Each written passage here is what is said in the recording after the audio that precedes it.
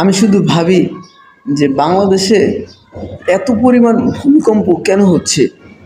এই এক সপ্তাহের মধ্যে কম না হলেও ১০-১২ বার ভূমিকম্প হয়েছে।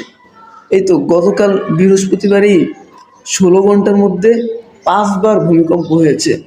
ভাবা যায়? আমি শুধু ভাবি ভূমিকম্প কেন? আল্লাহ ইচ্ছা করলে তো বাংলাদেশটাকে ধরে উল্টিয়ে দিতে পারে। কারণ বাংলাদেশে আল্লাহর কথার কোনো গুয়া মাথা আমি কিছুই পাই না। মাথা কোনটা গোয়া কোনটা? আল্লাহ এক মুখে যে এত কথা কয়, আল্লাহর মুখ কয়টা?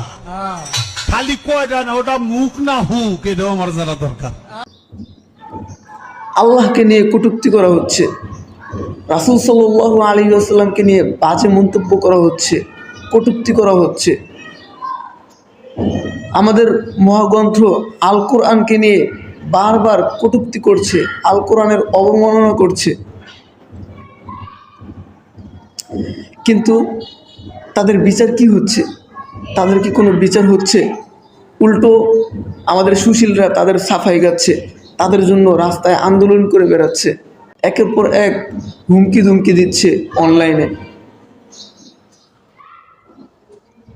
এই যে আবুল সরকার, সে মহান আল্লাহ তাআলাকে নিয়ে এমন চরম বেয়াদবিমূলক আচরণ করেছে যা পৃথিবীর ইতিহাসে হয়তো পৃথিবীর শুরু থেকে আজ পর্যন্ত কেউ মহান আল্লাহ তাআলা আমাদের সৃষ্টিকর্তাকে নিয়ে এরকম বাজে মন্তব্য করেনি। অথচ আজ তার বিচারের জন্য রাস্তায় আন্দোলন না করে বরং তার মুক্তির জন্য রাস্তায় আন্দোলন করতেছে। আল্লাহ তাআলা যদি পুরো বাংলাদেশকে উল্টিয়েও দেয়, এটা কিন্তু আল্লাহর কোনো জুলুম হবে না, বরং আল্লাহ যথার্থই করবে। আমাদের দেশবাসী, আমাদের দেশের প্রশাসন, তারা কি করতেছে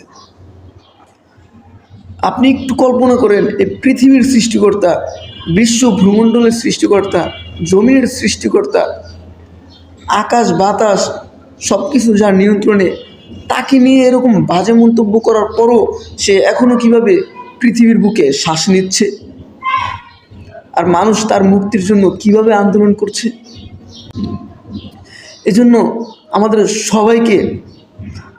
সবাইকে অন্যায়ের বিরুদ্ধে ঐক্যবদ্ধ হবে এবং প্রতিবাদ করতেই হবে। অনলাইন অফলাইন দুই দিক থেকে প্রতিবাদ করতে হবে। যারা আল্লাহ তাআলাকে নিয়ে এরকম বেয়াদবিমূলক আচরণ করেছে, কটূক্তি করেছে, তাদের একমাত্র শাস্তি মৃত্যুদণ্ড। এটাই কার্যকর হবে, এটাই সকলের দাবি। এভাবেই যদি